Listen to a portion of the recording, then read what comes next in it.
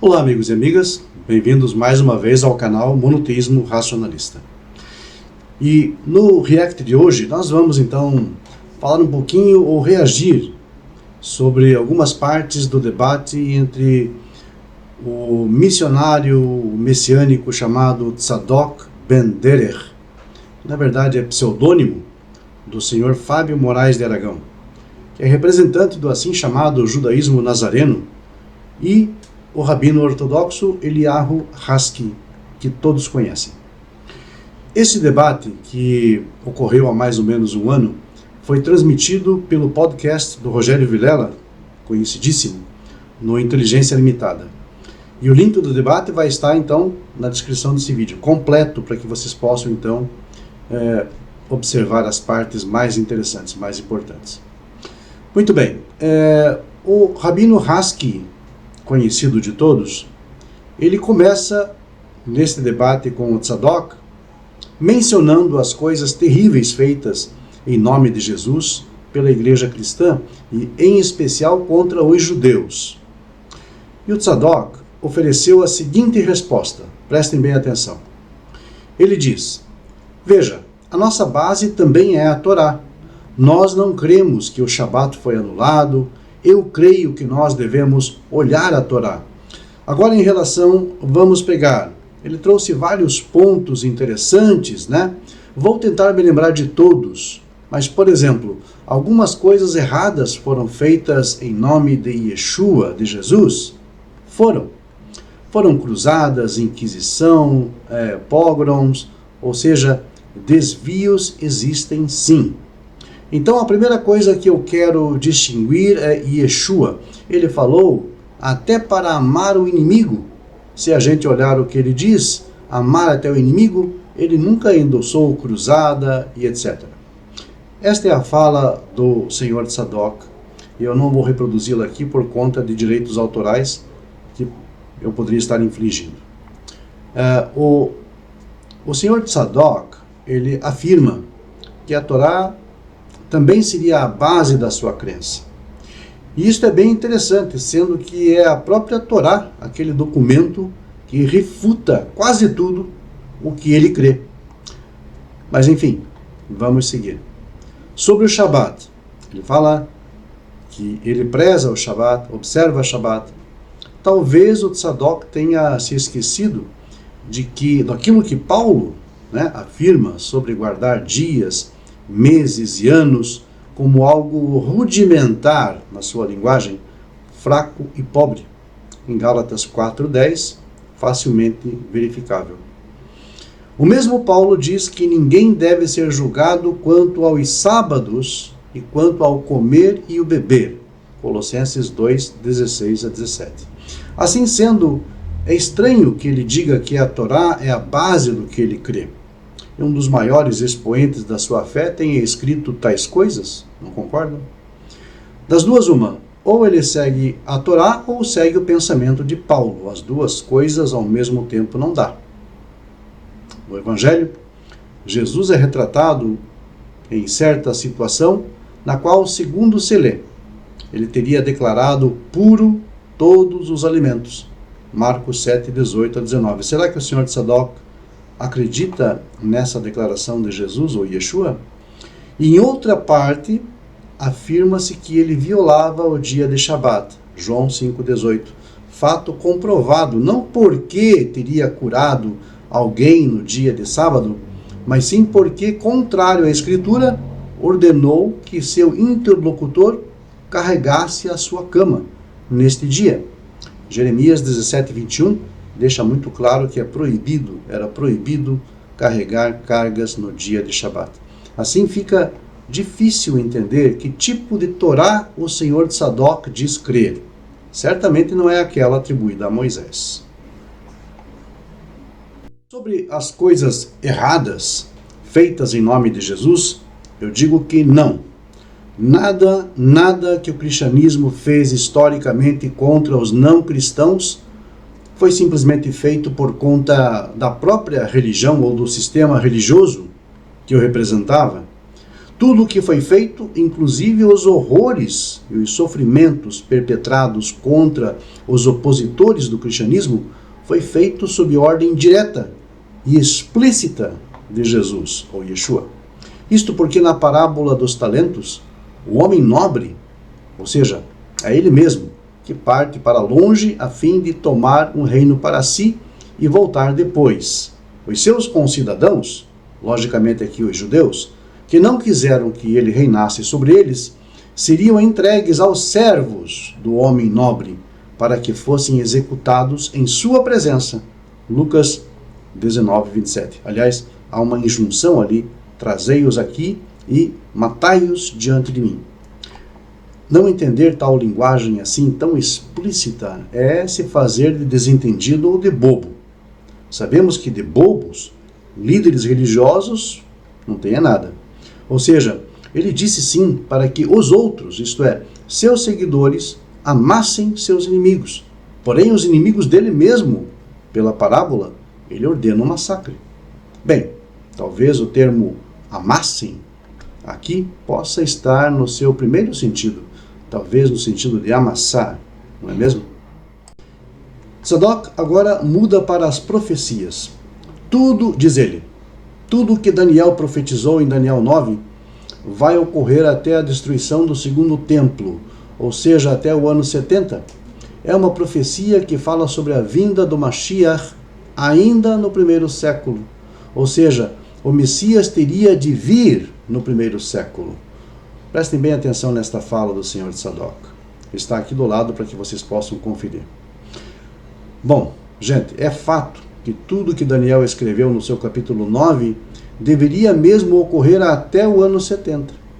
Pois o contexto e o texto em si nos leva a entender assim. Agora, que ali se fala sobre Mashiach, o Messias, HaMashiach, já é outra história. Trata-se de uma distorção de termos, simplesmente assim. E é algo, na verdade, até simples de se equacionar.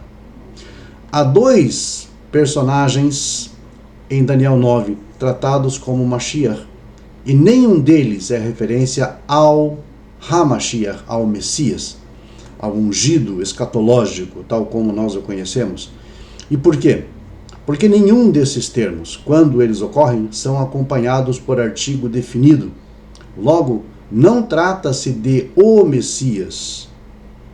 No hebraico, há uma regra que o Tzadok certamente conhece. Se o substantivo não tem artigo, está indefinido. E como o termo Mashiach significa literalmente ungido, segue-se que em ambos os casos, o termo deve ser vertido como um ungido, não especificado, não identificado especificamente. Primeiro, um líder ungido, Mashiach Nagid, que viria ao final da 7ª semana, no caso Ciro, textualmente chamado de ungido ou Mashiach, lá no livro de Isaías. Como se sabe, ele foi o responsável por libertar os judeus do cativeiro babilônico.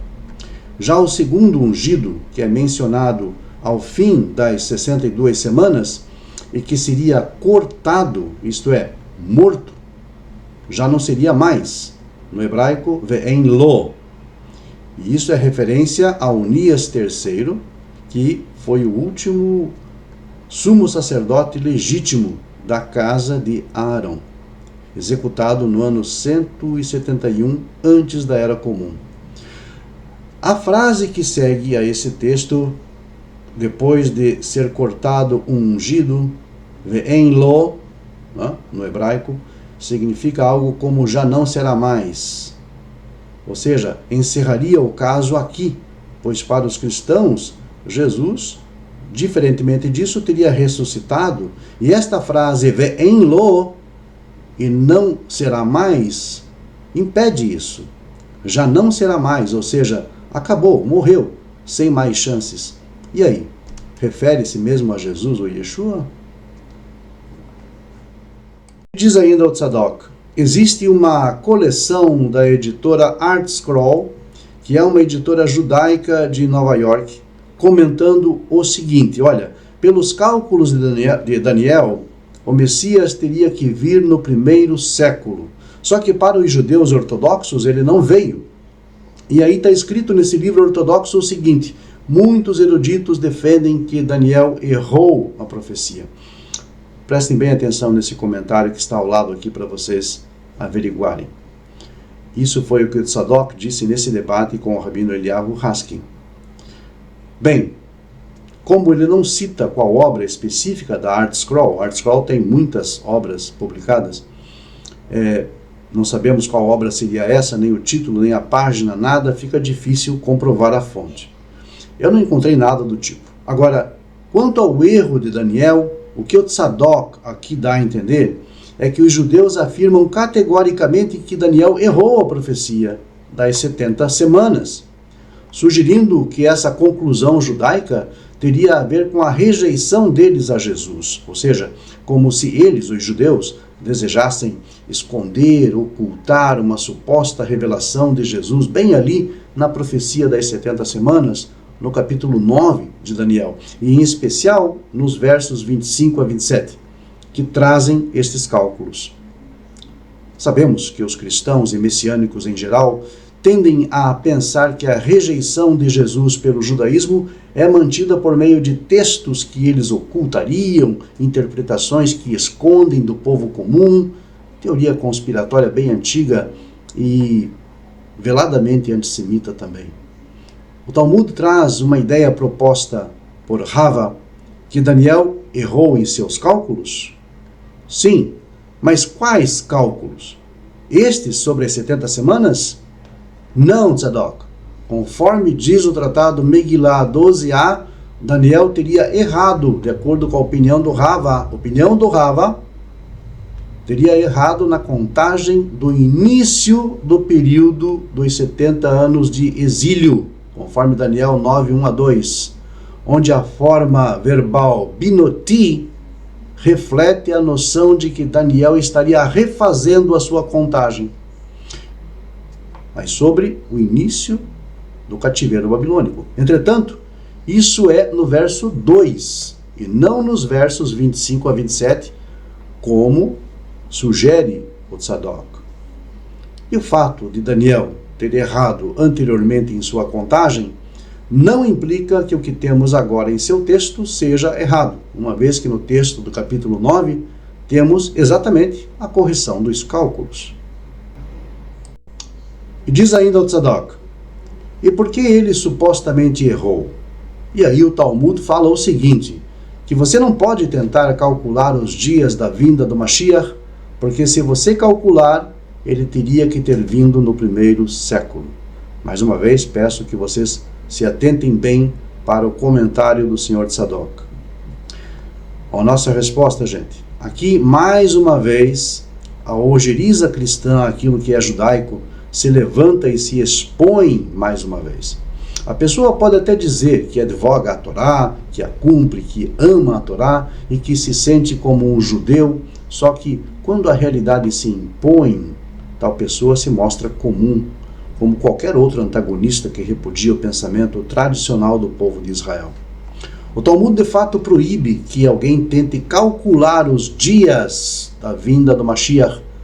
Em Masechet Derech Eretz Rabbah, capítulo 11, mas não porque teria que ter vindo no primeiro século, como diz o Tzadok, não.